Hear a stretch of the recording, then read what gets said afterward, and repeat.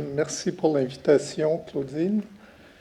Je suis particulièrement heureux de suivre Benoît, qui m'a introduit à l'importance du travail au début de la vie, en m'amenant visiter une maternité où il faisait sa thèse de doctorat il y a 29 ans de ça. Et je pense que c'est la première fois qu'on se retrouve dans le même colloque à donner une conférence. Alors, je vais parler des inégalités sociales et vous rappeler des choses probablement que vous connaissez bien. Je vais essayer de suivre un fil qui nous amène à l'importance de l'épigénétique, mais en commençant par les inégalités sociales. L'Observatoire des inégalités, ici en France, nous dit à 35 ans, un homme cadre supérieur a une espérance de vie de 47,2 ans, un ouvrier de 40,9 ans. L'espérance de vie à 35 ans des cadres sans problèmes sensoriels et physiques est de 34 ans, contre 24 ans chez les ouvriers, soit un écart de 10 ans. En clair, non seulement les cadres vivent plus longtemps, mais aussi en meilleure santé. Alors la question, ces différences sont-elles attribuables aux différences de profession ou à des différences qui précèdent le choix des professions? Alors, une des données sur ce phénomène, j'utilise ici une étude longitudinale qui a démarré avec des enfants qui sont nés en 1958 en Angleterre et qui ont été suivis jusqu'à 45 ans. On voit à 45 ans que la classe sociale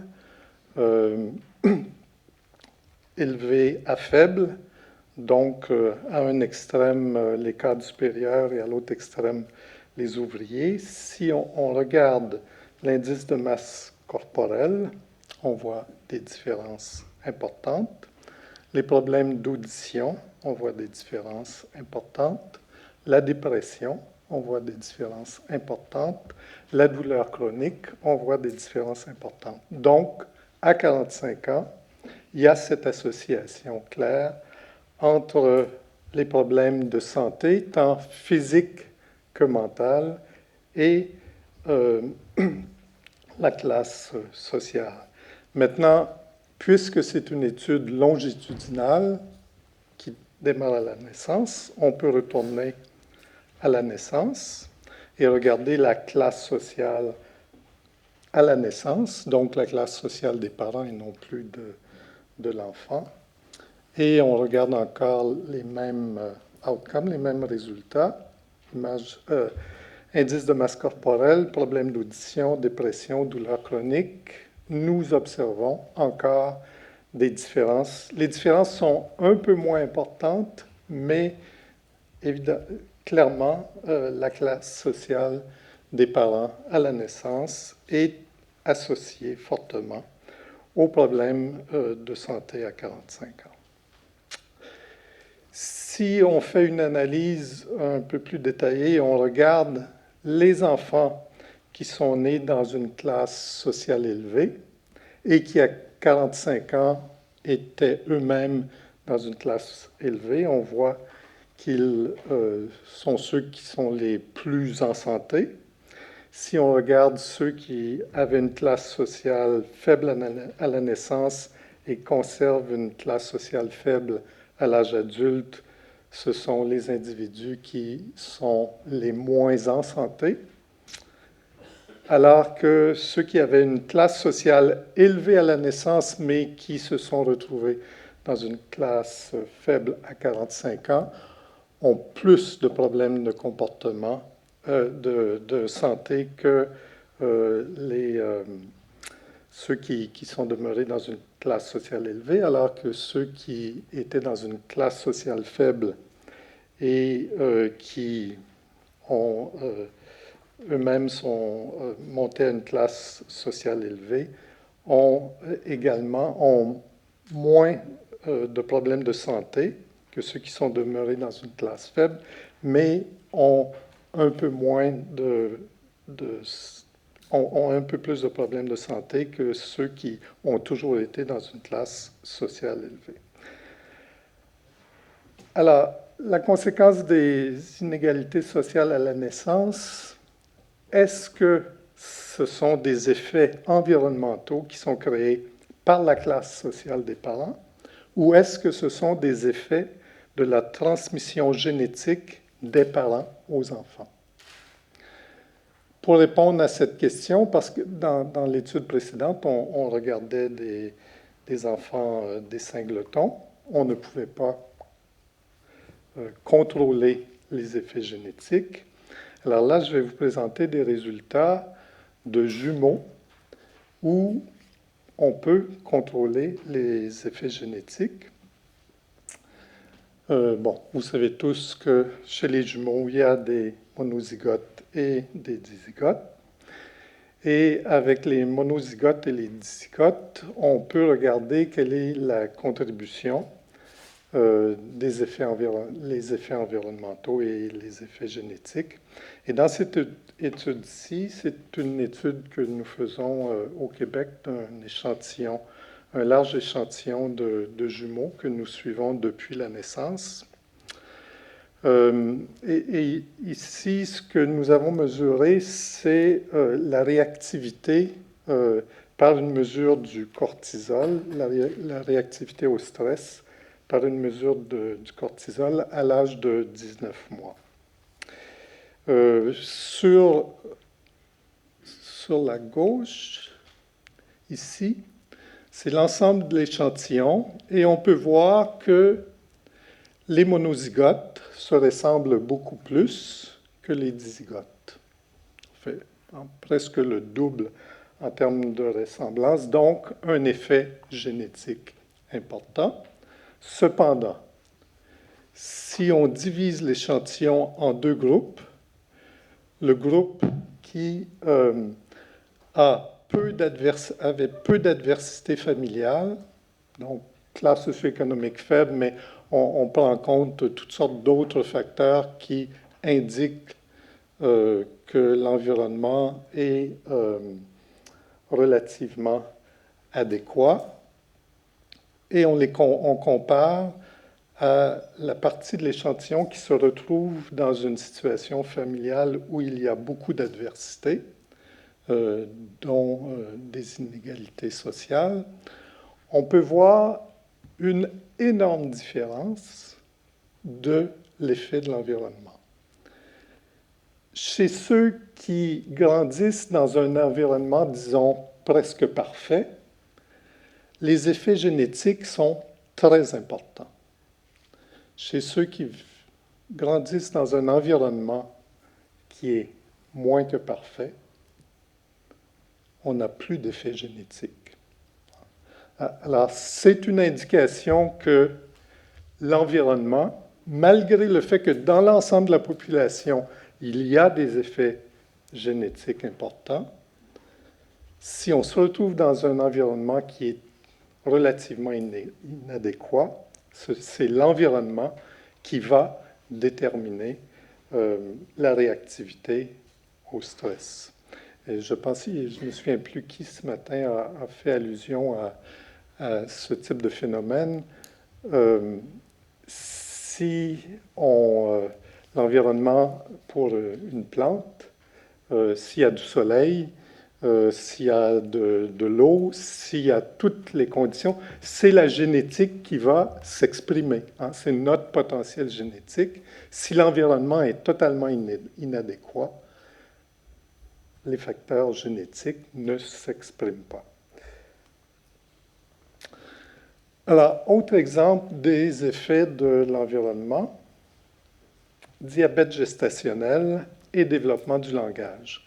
Alors, ici, on a un échantillon et de jumeaux et de singletons, un échantillon représentatif des enfants que nous suivons au Québec. Et nous avons comparé les enfants de mères qui souffraient de diabète gestationnel à des enfants de mères qui n'avaient pas de diabète gestationnel. Et on a divisé en 3 groupes. Ceux dont les mères n'avaient pas terminé l'école secondaire, ceux dont les mères avaient terminé l'école secondaire et ceux dont les mères avaient une formation universitaire. Alors, on peut voir, si on prend ceux qui n'avaient pas de diabète gestationnel, que le développement du langage est meilleur avec l'éducation de la mère. C'est bien connu. Le meilleur prédicteur du développement du langage, du succès académique, c'est l'éducation de la mère. Maintenant, si on prend le groupe avec diabète gestationnel, chez ceux qui n'avaient pas de diplôme d'études secondaires, le développement du langage est le plus faible. Alors que chez ceux qui avaient un diplôme d'études secondaires et ceux dont la mère avait un diplôme universitaire, il n'y a pas de différence entre les enfants dont la mère avait un diabète gestationnel ou pas. Donc, clairement, il y a un effet de correction du problème de diabète gestationnel par l'éducation de la mère. Alors, les effets épigénétiques de l'environnement maternel. Claudine a mentionné cette étude faite par Michael Meany et Moïse Schiff sur le léchage à la naissance chez les rats des petits et comment l'intensité, la fréquence de ce léchage a un effet épigénétique sur le développement du cerveau et la capacité des petits à faire face au stress, à la longévité de la vie et également, comme elle l'a souligné suite à la présentation de Benoît, c'est un effet transgénérationnel. Nous venons de terminer une étude avec des singes rhésus, avec Steve Soumé et Moïse Schiff, où nous comparons des singes devenus adultes, mais qui, à la naissance, un échantillon avait été privé de soins maternels et l'autre échantillon avait été élevé par leur mère.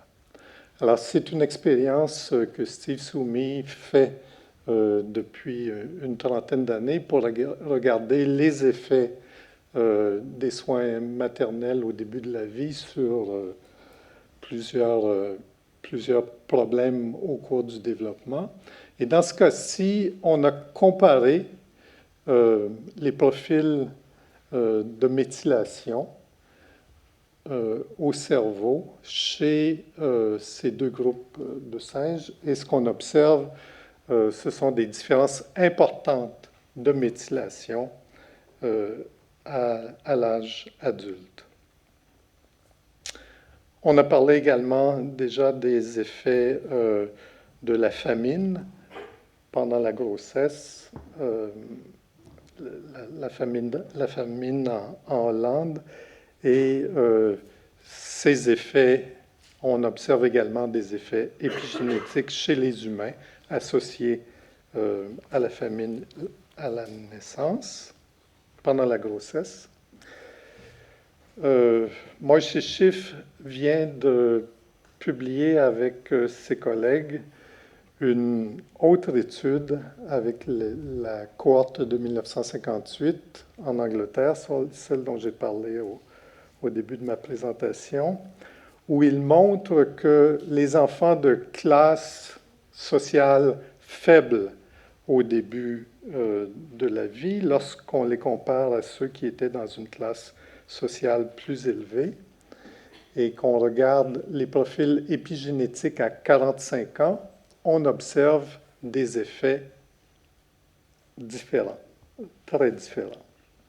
Alors, la classe sociale à la naissance apparaît avoir des effets importants sur l'expression génétique qui se maintient jusqu'à l'âge de 45 ans.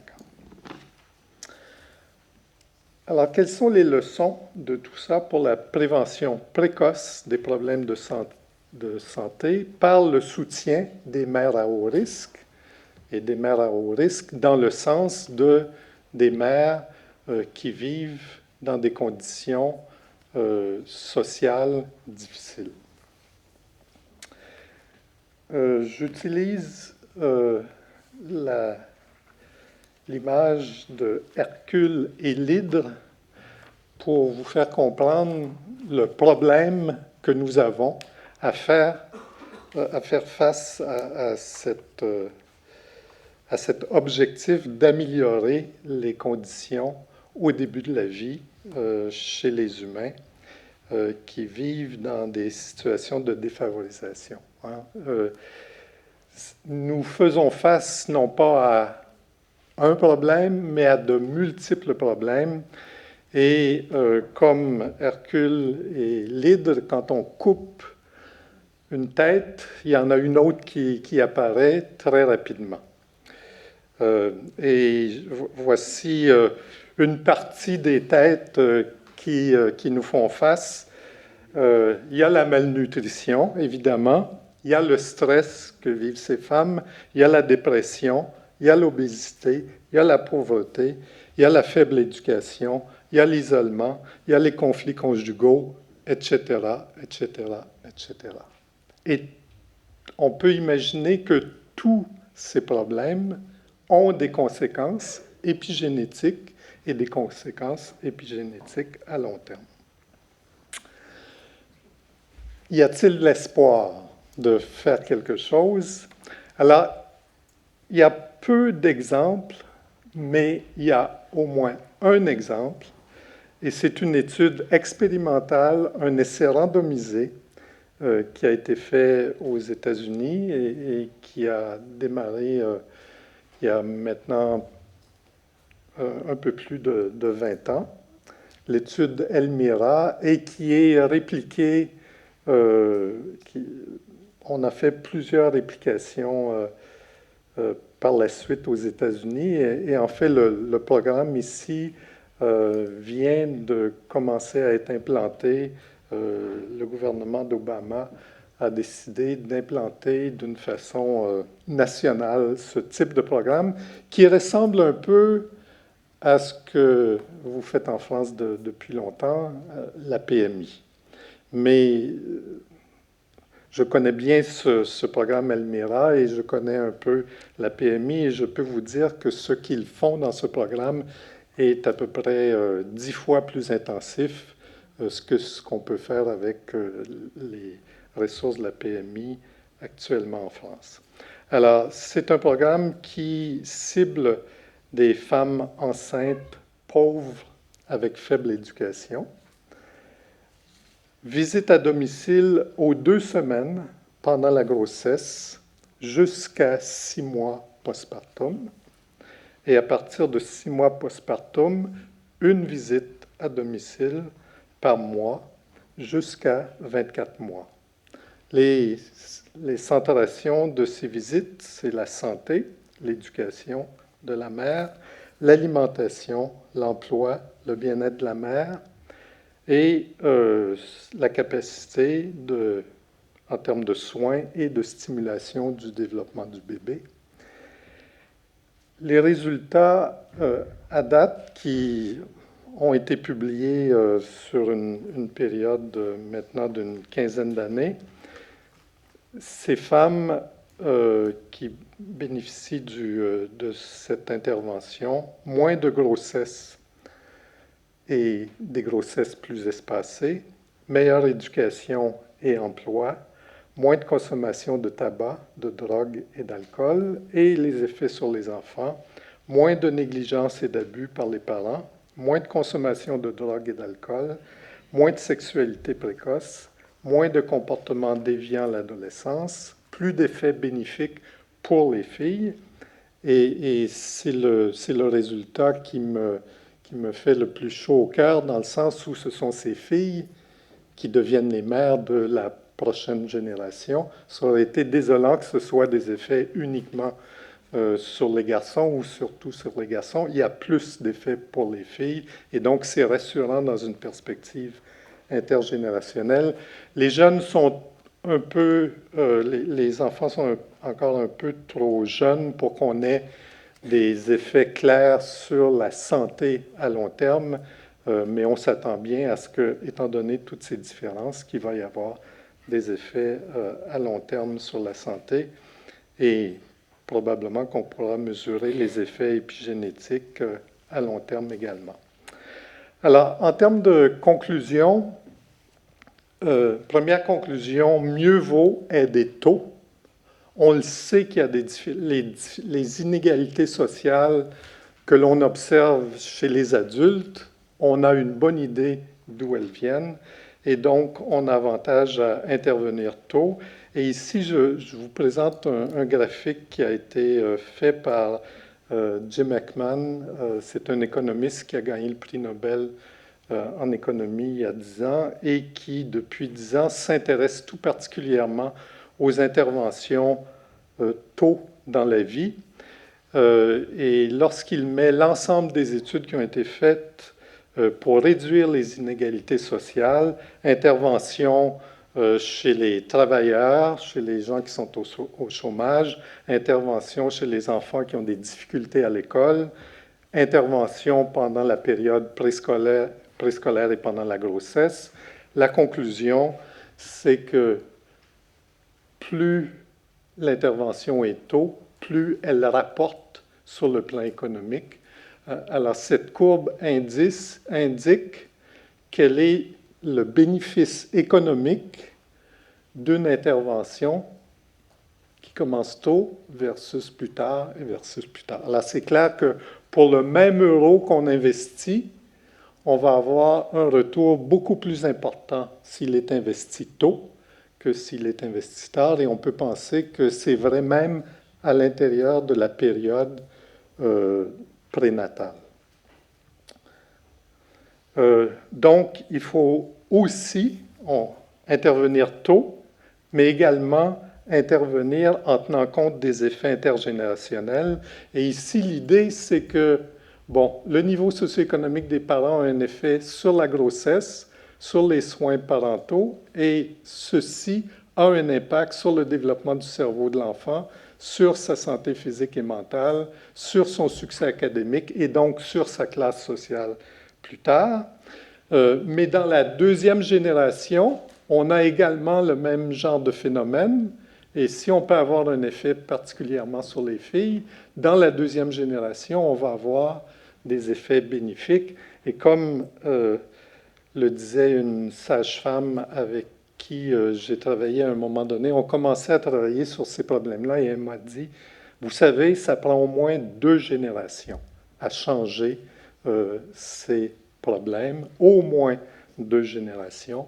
Alors, il faut commencer à intervenir tôt dans la génération des femmes qui commencent à avoir des enfants et continuer à soutenir ces enfants. Et le soutien n'est pas uniquement pendant la grossesse, mais comme ça a été dit plus tôt, il faut des interventions qui sont répétées tout au long du développement des enfants.